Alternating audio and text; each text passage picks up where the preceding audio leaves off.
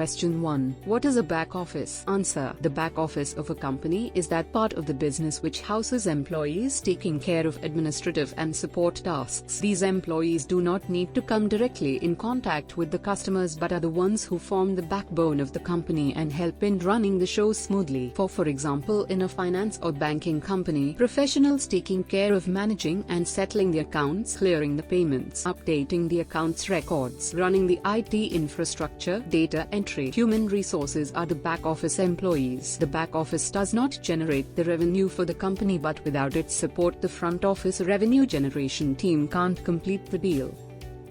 Question 2. What is the difference between front office and back office? Answer. Front office is the team of people who come in direct contact with the customers. For example, the salespeople, the customer support employees. These are the people who generate the revenue. Back office people are the people who do not come in direct contact with the customers. They work from backstage, but when a salesperson gets a deal, they are the ones to execute it and take it to consummation. The two offices need to work hand in hand for the business to run smoothly.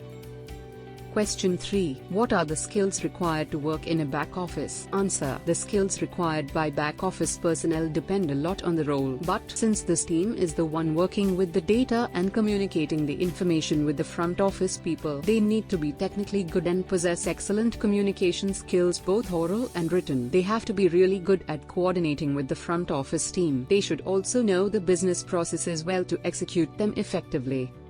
Question 4. Payroll has been processed, but a deduction is missing. How is this fixed? Answer. If the check is still in hand, void the check through Paycheck actions greater than void. When selecting the void, ensure that generate original pay units is selected. This will bring that employee back into time entry so time can be re-entered and information can be rerun through Payroll. Before rerunning time entry and Payroll, set up that deduction and rerun that employee's payroll time entry first, then Payroll.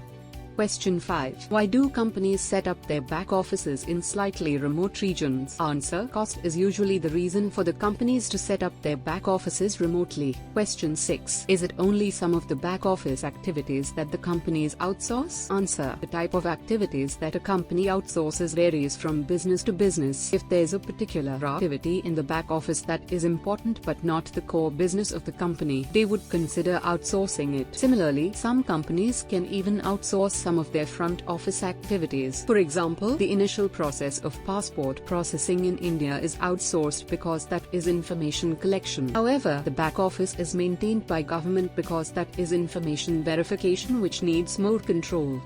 Question 7. How is a message included on paychecks in a certain batch? Answer. In the payroll section, when creating a batch, a message can be entered in the new payroll batch Windows message text box. To enter a message for one employee, run that employee's check in a separate batch with a message in that payroll batch Windows message text box. For an existing batch that is still active, choose Edit Batch from the Actions menu and enter a message in the Edit Payroll Batch window. Question 8. How can paychecks be dated for a specific day? Answer. When creating a payroll batch via back office menu, greater than payroll greater than new batch, set the date in the check date field to the date desired. Question 9. How is a transaction removed from a billing batch? Answer. As long as the batch has not been processed, all transactions can be viewed with the shortcut button View Transactions. Use the X Remove button to remove a transaction. When selecting transactions, a specific group can be opened by clicking the plus button. Deselect transactions that should not be included. Question 10. How is the bank changed in a payroll batch that has already been created? Answer. If the batch is still open, navigate to main menu, back office greater than payroll greater than actions greater than edit batch, then edit the value in the bank field. Question 11. What is a batch and what does it do? Answer. A batch is a method of grouping that allows a user to designate a smaller section of a larger group as a singular unit for processing. Batches appear in three main sections of Avianti: O time entry, O payroll, O billing. Each of these sections use batching to move transactions from one end of the process to the next. However, in each of these cases they operate on a different scope. For time entry, it is common to create a batch of selected transactions. A user can choose whatever grouping they want from the available transactions, but will only be allowed to modify the chosen transaction with that batch. For payroll, a user could still do it by transactions, but it is more common to do them by employee or assignment. In this case, the user could be using transactions that were in differing time entry batches before. An example being a user wanting to pay an employee that has worked on 2 separate assignments or at a company for an extended period in one go, and in billing the scope is even wider, and a user can process all of the transactions done in that month or by a group of customers, or even all unprocessed transactions that have passed through payroll.